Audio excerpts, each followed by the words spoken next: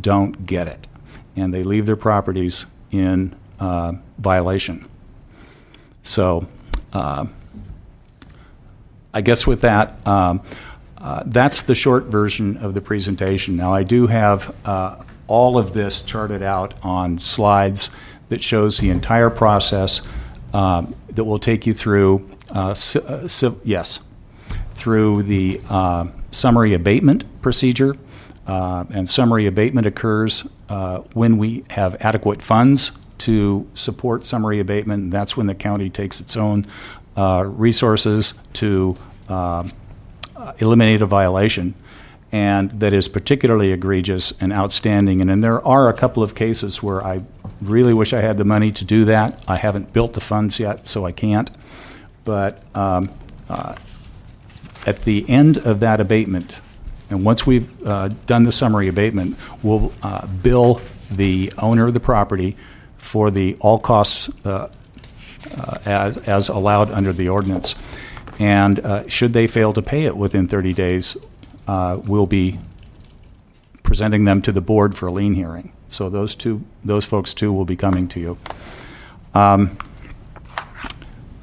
So I guess with that, I would ask if there are particular questions or concerns about the way we're conducting this and the fact that these will be coming to the board.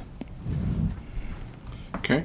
Questions of the board? I believe Supervisor Pinches was first. Jim, through MSWA, we set up over a year ago programs where, because a lot of these issues are really financial issues where people, maybe the trash accumulation has been there for years and they bought the property with a certain amount of trash and it's got worse. And maybe they don't have the money, but we set up a program over a year ago with MSWA, and they have the dollars set aside for this program to where they will pay for the cleanup and then attach they'll put the lien on it, and then when a property is sold, they'll recover that. So have you turned in any of these cases over and worked with MSWA on that? Mike Sweeney has been involved in one such case that I'm aware of.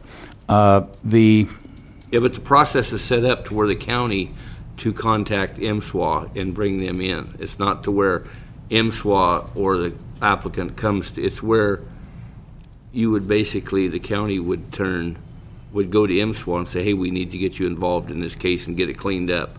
And then they have the money, MSWA has the money set aside for this program, but the county hasn't used it yet to pay for the cleanup, to pay for the trash cleanup and hauling, and then MSWA will attach the property and leave that lien on until the property sells.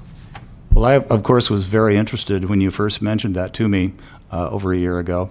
And I did contact Mike Sweeney, and we had a specific property in mind that remains to this day in violation. And Mike Sweeney said that his grant money was good only in cases where someone had purchased property that was already in a state of disarray and a mess. And he said, if the current owner has owned the property for a substantial time and has allowed the property to slip into disrepair and to violation, that his funds would not cover that.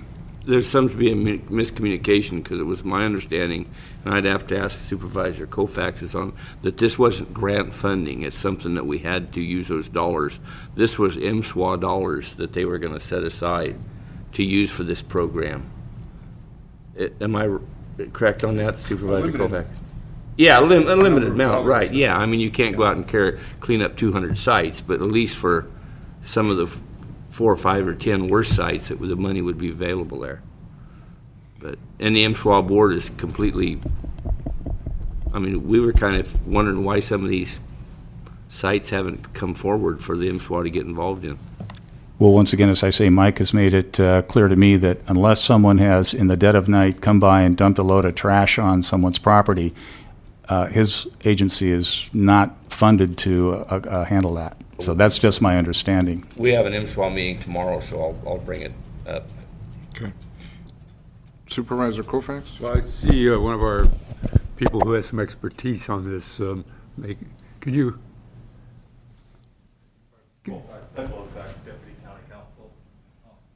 Regarding the one comment, My understanding is the same as Mr. McClary's, is that unless it was not the property owner's fault, they are not going to be able to do anything. MSWA is not able to do anything as far as paying for anything, because we did go on with one particular case, and I believe cleanup was over $100,000 for that.